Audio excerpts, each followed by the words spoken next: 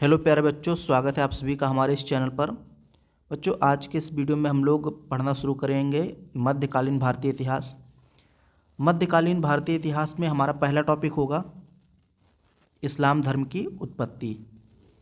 तो इस वीडियो में हम लोग इस्लाम धर्म की उत्पत्ति समझेंगे और इससे रिलेटेड जो भी पॉइंट होंगे, जो भी चीज़ें होंगी, सारा कुछ हम लोग डिस्कस करेंगे। जैसे एक बहुत बड़ा सवाल रहता है कि शिया और सुन्नी कौन है, इनमें एक दूसरे के प्रति द्वेष भावना क्यों रहती है, इनकी उत्पत्ति कैसे हुई, शिया कौन बने, सुन्नी कौन बने, पैगंबर कौन थे, मक्का मदीना क्यों है, क्यों प्रसिद्ध है, ये सारी चीज़ें हम लोग इसमें देखने वाले हैं। हसन हुसैन कौन थे, सब मैं आपको डिटेल में बताऊंगा। तो पूरा इस्लाम धर्म की उत्पत्ति आपको इस वीडियो में पढ़ा दूंगा। फिर हमारा दूसरा वीडियो अरब आक्रमण के बारे में होगा। फिर उसके बाद हम लोग तुर्क आक्रमण पढ़ेंगे, फिर दिल्ली सल्तनत और फिर मुग़ल। तो ये पूरा हमारा मध्यकालीन भारतीय इतिहास होगा। तो सबसे पहले आज हम लोग बात करेंगे इस्लाम धर्म की उत्पत्ति के बारे में। और जब इस्लाम धर्म की उत्पत्ति हम लोग देखते हैं तो इसकी उत्पत्ति अरब प्रायद्वीप में होती है। अब हम लोग देखेंगे मानचित्र में कि अरब प्रायद्वीप कहाँ है। यहाँ पे आप देखिए, ये है अरब प्रायद्वीप, ये है अरबिया। तो ये लाल सागर है और यहाँ पर फारस की खाड़ी है और ये अरब सागर है। और ये बीच वाला जो प्रायद्वीप है इसी को अरब प्रायद्वीप बोलते हैं, या अरब महाद्वीप या अरब द्वीप बोलते हैं। महाद्वीप इसको नहीं बोलेंगे क्योंकि ये द्वीप है, एक तीन ओर से समुद्र से घिरा हुआ है। और दो शब्द हम लोग या दो राज्य के बारे में पढ़ेंगे, एक मक्का, ये देख लीजिए, और ये मदीना। तो इन दोनों को आप याद रखिएगा कि कहाँ कहाँ पे स्थित हैं, हम लोग बात करेंगे बाद में, ठीक है।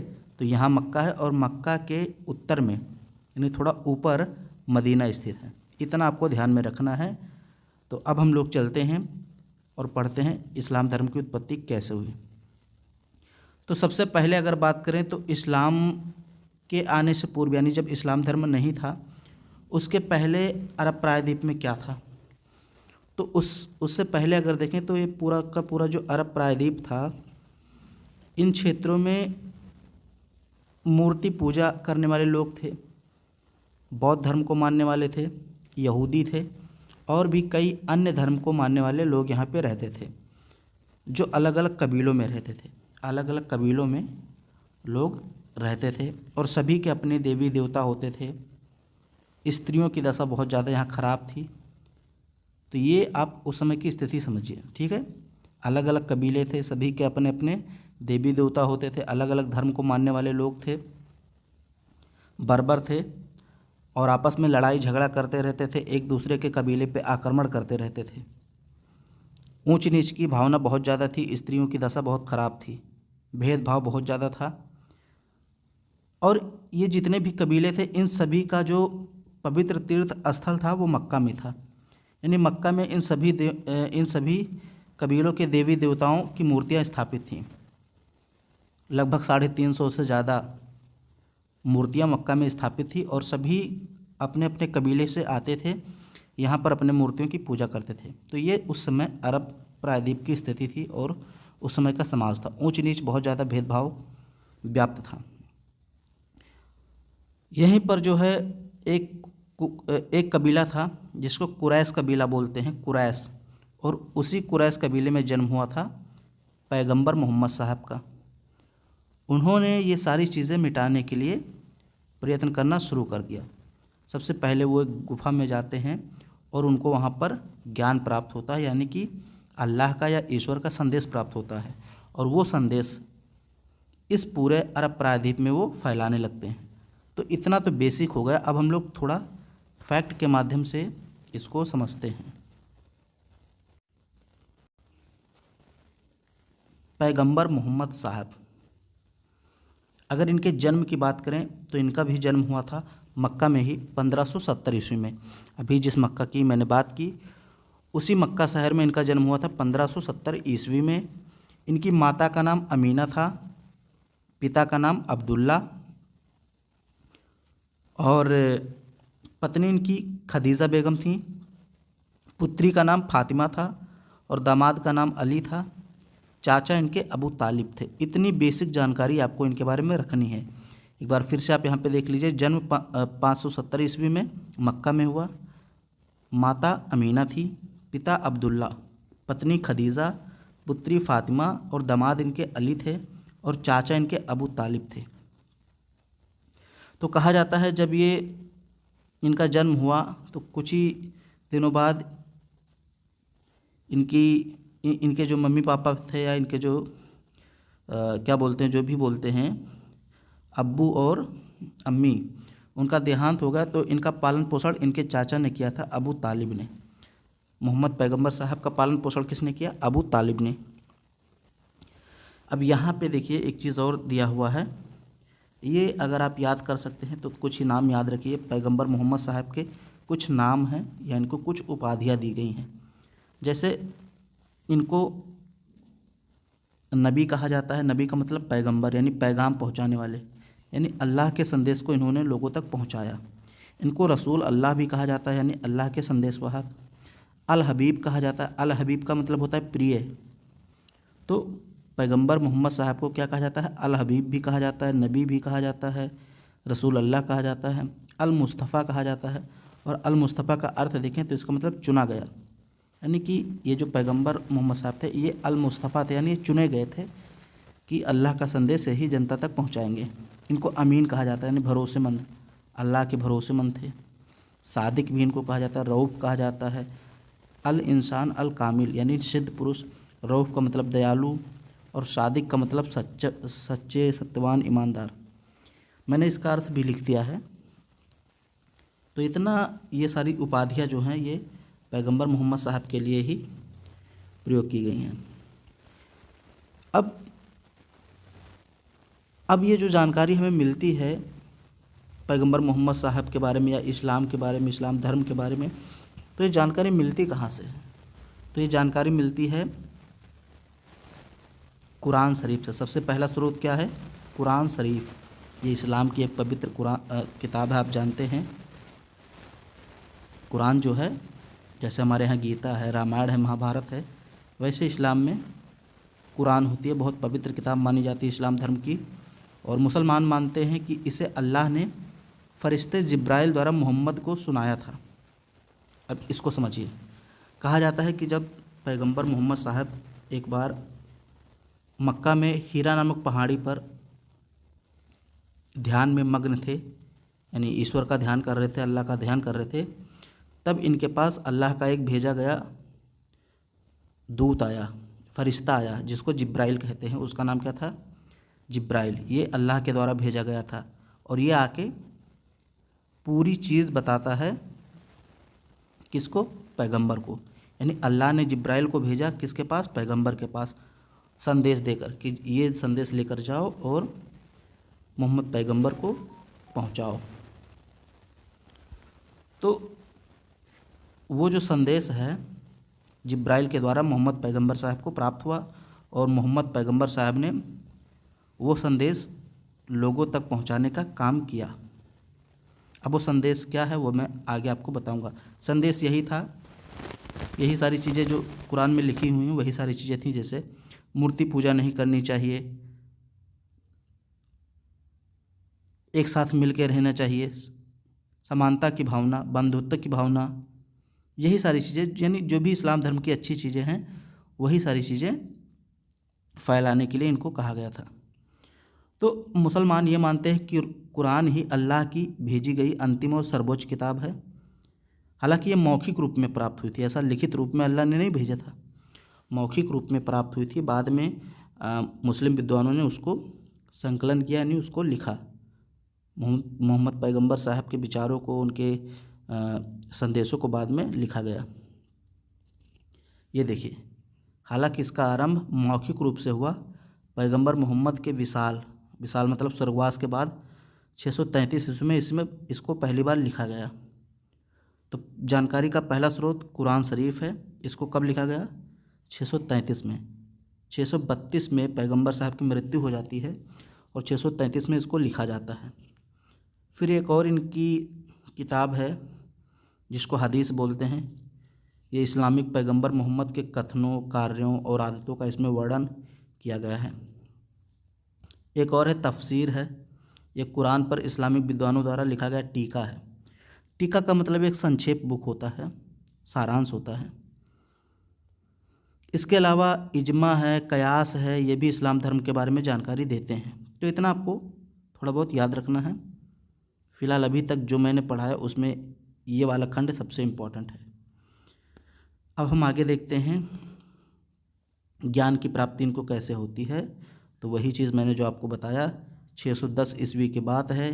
मक्का के हीरा नामक पहाड़ी पर ये ध्यान में मग्न थे, आराधना कर रहे थे, और वहाँ पर इनको अल्लाह का एक देवदूत आता है, यानी फरिश्ता आता है, जिब्राइल, और वो अल्लाह का संदेश इनको देता है।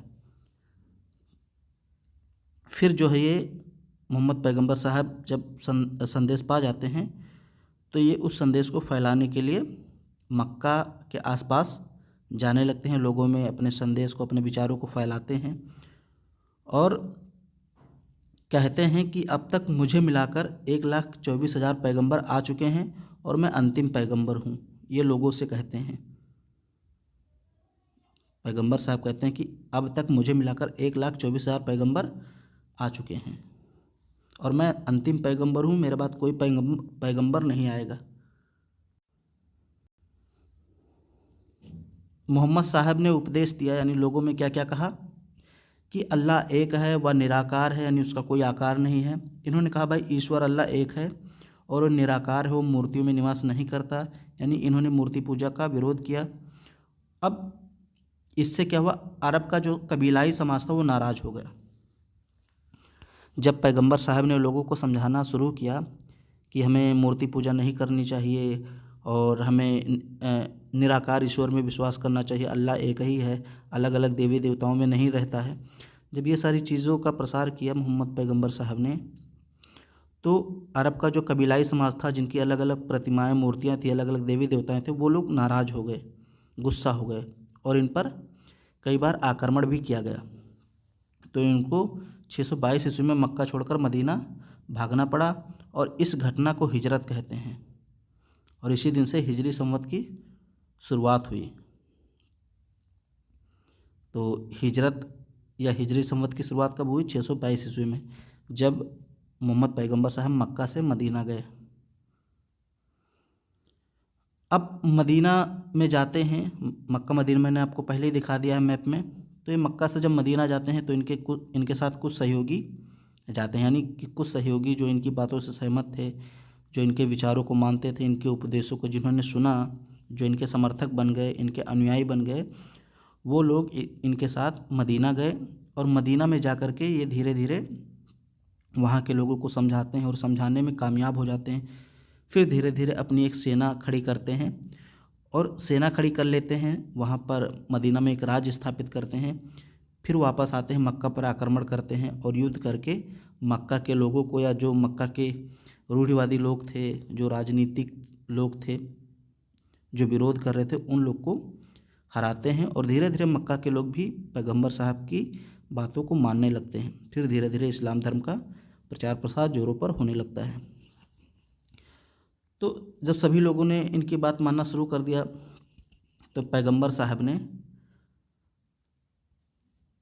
इस्लाम धर्म के लोगों के लिए 5 बुनियादी बातें बताई और कहा कि इन बातों का पालन करना ज़रूरी है। सबसे पहले कलमा, इन्होंने कहा कलमा यानी कि खुदा की बादशाहत और मोहम्मद साहब के पैगंबर होने की घोषणा करनी चाहिए।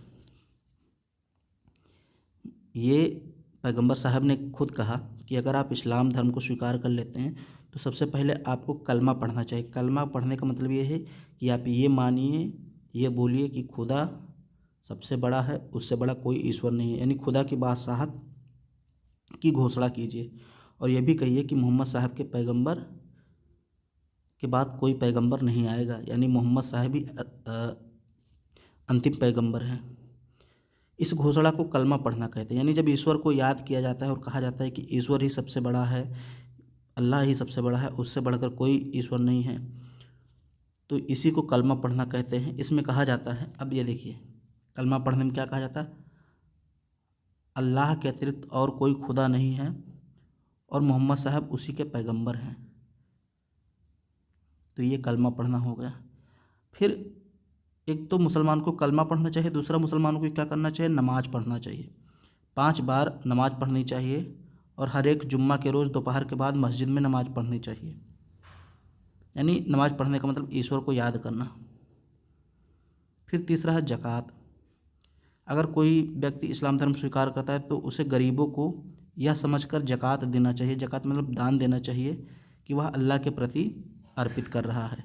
यह एक अच्छा काम है और लगभग अपनी आय का 2.5% देना चाहिए। यानी कि अगर आप 100 रुपये कमाते हैं दिन में तो 2.5 रुपये आप दान कर दीजिए। तो तीसरा काम ये मुसलमानों के लिए कहा गया। चौथा काम मुसलमानों का ये बताया गया कि रोज़ा, यानी कि इस्लाम के पवित्र महीने रमज़ान में रोज़ा रखना चाहिए, उपवास। ठीक है, तो अगर कोई मुस्लिम है तो उसे क्या करना चाहिए, चौथा काम, रमज़ान का महीना जैसे जनवरी फरवरी होता है हमारे हिंदी में, जैसे सावन भादो कुआर कार्तिक अगहन, ऐसे बहुत सारे महीने होते हैं, चैत बैसाख जेठ आषाढ़। तो ऐसे इस्लाम में एक महीना होता है रमज़ान। इस महीने में मुसलमान को रोज़ा रखना चाहिए, यानी उपवास रखना चाहिए। फिर 5वीं बात मुसलमानों के लिए ये कही गई कि उनको हज की यात्रा करनी चाहिए, मतलब कम से कम एक बार हज के लिए जाना चाहिए। हज मतलब मक्का की यात्रा करनी चाहिए।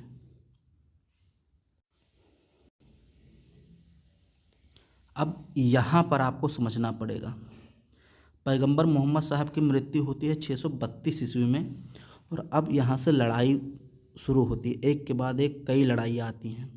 हालांकि पैगंबर मोहम्मद साहब ने कई सारी लड़ाइयाँ लड़ी हैं मक्का को जीतने के लिए, वो मैंने यहाँ पे आपको नहीं पढ़ा है क्योंकि उतना डिटेल में नहीं पढ़ना है, लेकिन अब आगे आपको कुछ लड़ाइयों के बारे में ध्यान में रखना है।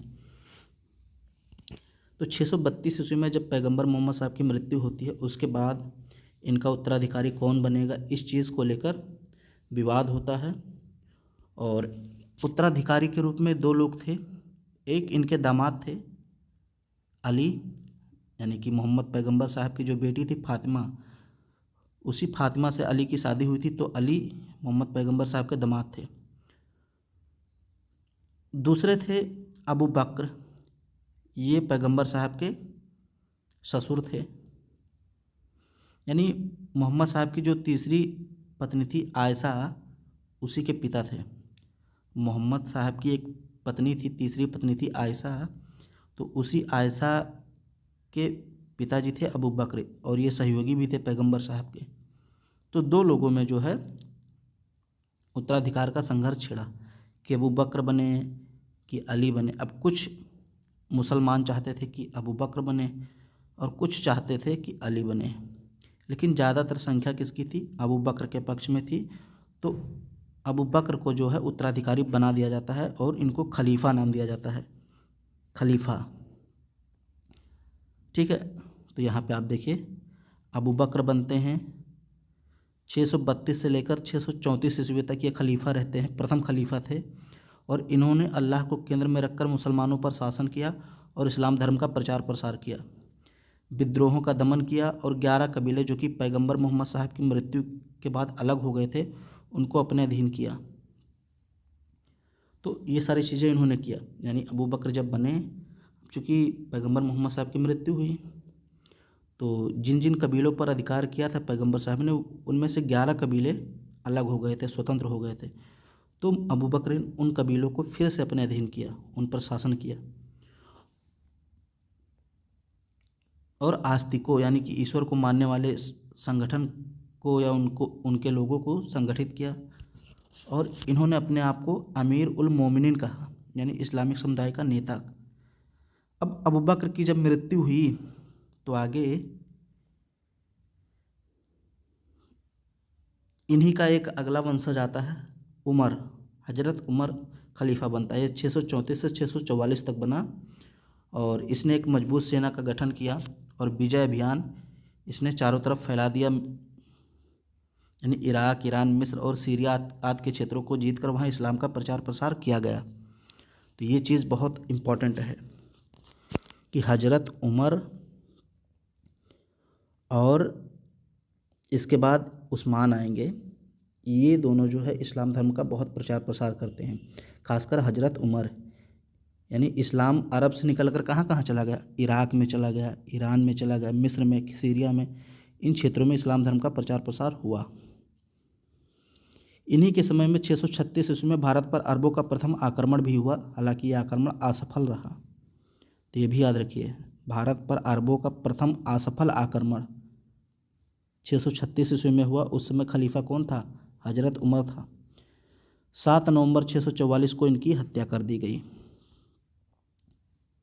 अच्छा, एक चीज़ और देख लीजिए, शिया और सुन्नी का जो विवाद है वो यहीं से शुरू हो जाता है, पैगंबर मोहम्मद साहब की मृत्यु के बाद। तो जो अली को मानने वाले लोग थे ये शिया कहलाए, और जो अबू बकर को मानने वाले लोग थे वो सुन्नी कहलाए। यानी जो लोग चाहते थे कि अबू बकर खलीफा बने, और जो लोग अबू बकर को ही पैगंबर साहब का सच्चा उत्तराधिकारी मानते थे वो सुन्नी कहलाए। जबकि ऐसे लोग जो अली को उत्तराधिकारी मानते थे और अबू बकर को हड़प करता मानते थे, तो ऐसे लोग जो है शिया कहलाए। सीधी सी बात है, अली वाले शिया कहलाए, अबू बकर वाले सुन्नी कहलाए। बाद में इनमें अभी और लड़ाइयाँ होंगी जो हम लोग आगे पढ़ने वाले हैं।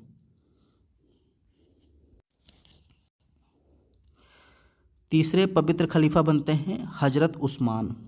ये 644 से 656 ईस्वी तक खलीफा रहते हैं, और इनके समय में 651 में कुरान शरीफ का संकलन हुआ। यानी पूरी की पूरी कुरान शरीफ जो है वो एक किताब के रूप में आ गई, और अरबी भाषा में इसका संकलन हुआ।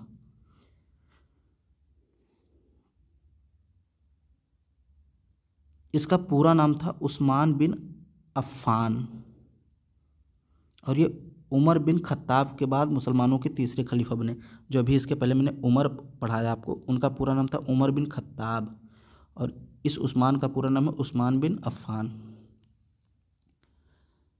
ये जो उस्मान थे ये पहले धनी व्यापारी हुआ करते थे, लेकिन बाद में मोहम्मद साहब के प्रमुख साथी बने, और इनको अल गनी भी कहते थे क्योंकि इनके पास बहुत सारा धन था। क्योंकि व्यापारी थे, धनी व्यापारी, तो इनके पास बहुत सारा धन था, इसलिए हजरत उस्मान को अल गनी भी कहा जाता था, अल गनी। हालांकि 17 जून 656 ईस्वी में इनकी भी हत्या हो गई। फिर चौथे नंबर पर खलीफा बनते हैं अली। अब ये वही अली हैं जो हजरत पैगंबर साहब के दामाद थे, हजरत अली। अब सोचिए, अबू बकर, उमर, उस्मान, ये तीनों शिया थे, सॉरी तीनों सुन्नी थे। अभी जो मैंने आपको 3 खलीफा पढ़ाया वो सुन्नी थे। अबू बकर, फिर उसके बाद उमर, फिर उस्मान, तीनों सुन्नी थे। अब चौथे नंबर पर खलीफा बनते हैं अली, और ये 656 से 661 तक खलीफा रहते हैं, और ये शिया रहते हैं। इन्होंने अपनी राजधानी कूफा को बनाया, कूफा।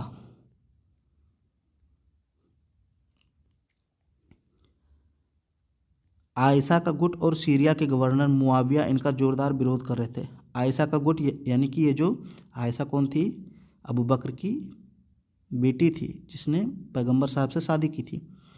तो जब हजरत अली खलीफा बन गए तो आयशा के गुट के लोग जो थे, और सीरिया के गवर्नर एक थे, मुआविया नाम था, सीरिया का गवर्नर कौन था, मुआविया।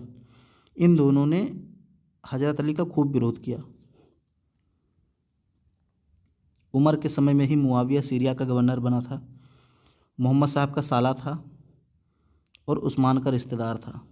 यानी कि ये जो मुआविया था ये उमर, उस्मान, इन सब के करीब था, अली का विरोधी था। तीसरे खलीफा उस्मान की हत्या का बदला लेने के लिए आयशा की पार्टी ने अली के खिलाफ विद्रोह कर दिया। ये जो तीसरे खलीफा थे उस्मान, इनकी हत्या कर दी गई थी, तो आयशा का ये मानना था कि इनकी हत्या में अली का हाथ है, इसलिए आयशा ने अली के खिलाफ विद्रोह कर दिया। और यहाँ पे लड़ाई होती है 656 ईस्वी में, जिसको ऊँट की लड़ाई कहते हैं, 8 दिसंबर 656 ईस्वी को। इसी को जमील की लड़ाई कहते हैं, इसी को ऊँट की लड़ाई कहते हैं। इसी को बसरा की लड़ाई कहते हैं। 8 दिसंबर 656 ईस्वी में हुआ। बसरा यानी इराक का एक शहर है, तो इराक में ये लड़ाई हुई थी, ठीक है, बसरा में। एक तरफ चौथे खलीफा अली की सेना थी, दूसरी तरफ आयशा, तलहा, जुबैर के नेतृत्व वाली विद्रोही सेना थी।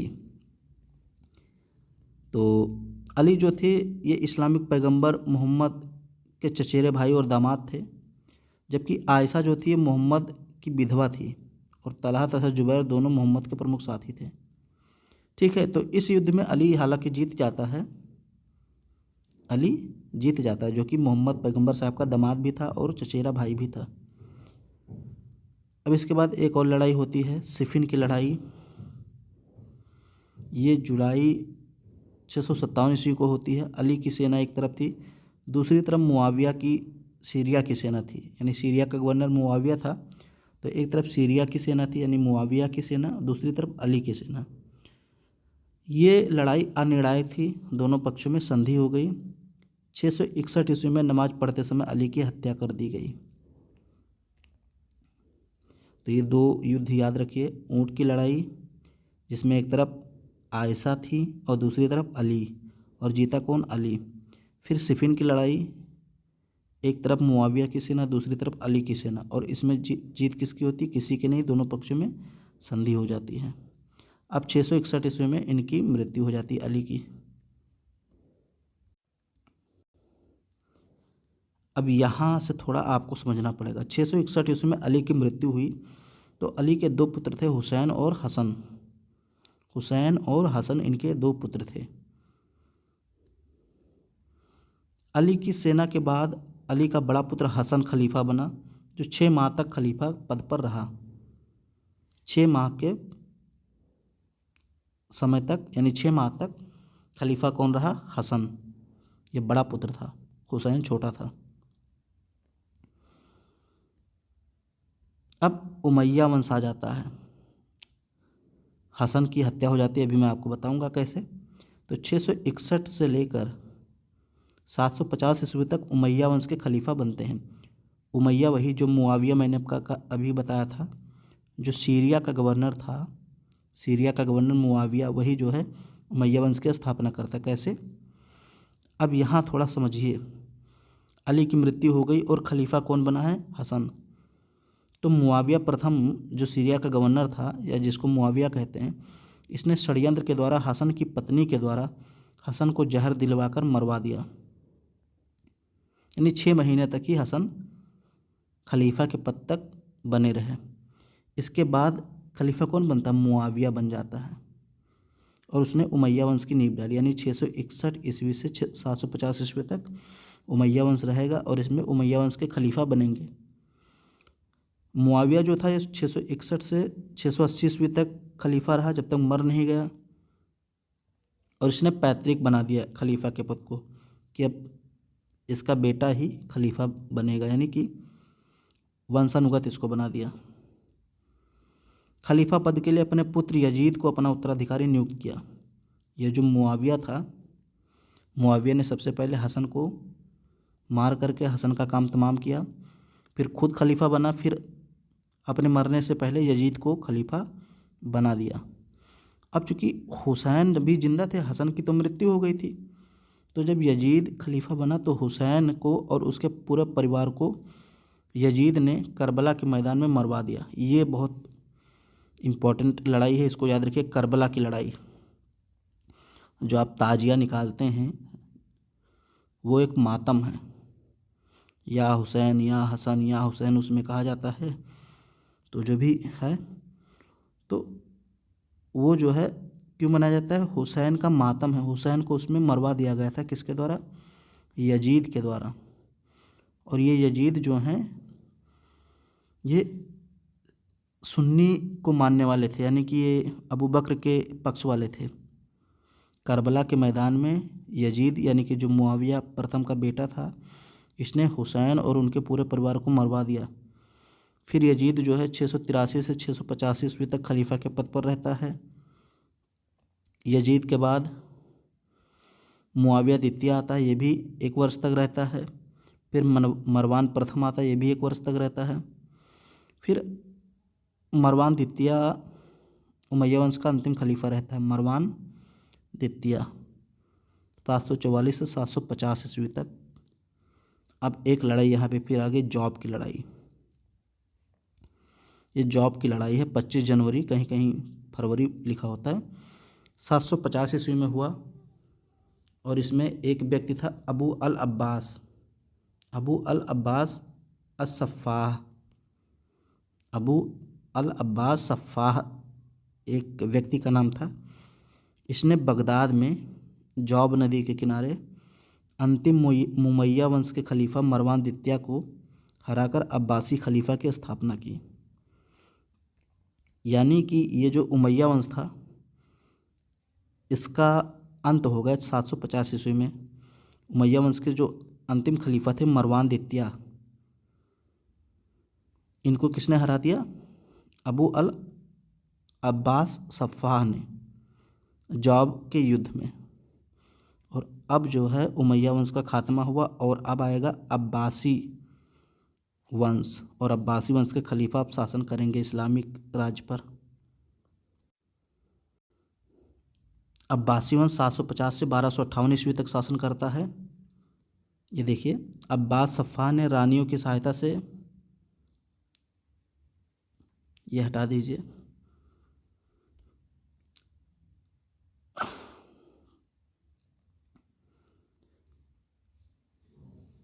उमैया वंश को समाप्त करके अब्बासी वंश की नींव डाली। ठीक है, ये थोड़ा इसमें मिस्टेक है टाइपिंग, बस आपको इतना याद रखना है। 750 ईस्वी में अब्बास सफ़ाह ने उमैया वंश को समाप्त करके अब्बासी वंश की नींव डाली। जहाँ उमैया वंश की राजधानी दमिश्क थी, वहीं अब्बासी वंश की राजधानी बगदाद थी। प्रथम अब्बासी खलीफा अबू अल अब्बास बना 750 से 754। यही जो अब्बास सफ़ाह है जिसने मरवान द्वितीय को मारा था, वही प्रथम खलीफा बनता है। अंतिम खलीफा इसका था अब्बासी खलीफा मुस्तकीम। 1258 ईस्वी में मंगोल बादशाह हलाकू ने अंतिम अब्बासी खलीफा मुस्तकीम को पराजित कर दिया। उमैया वंश में 18 खलीफा हुए और अब्बासी वंश में 37 खलीफा हुए। तो ये पूरा आप लोगों ने इस्लाम पढ़ लिया, इस्लाम धर्म की उत्पत्ति से लेकर और इस्लाम धर्म के खलीफा तक आपने पूरा पढ़ लिया। तो अब हम लोग देखेंगे अगले वीडियो में अरब आक्रमण के बारे में। ठीक है, वीडियो पसंद आए तो उसको लाइक कर दीजिए, शेयर कर दीजिए, और चैनल पर पहली बार आए हैं तो चैनल को सब्सक्राइब जरूर कीजिए।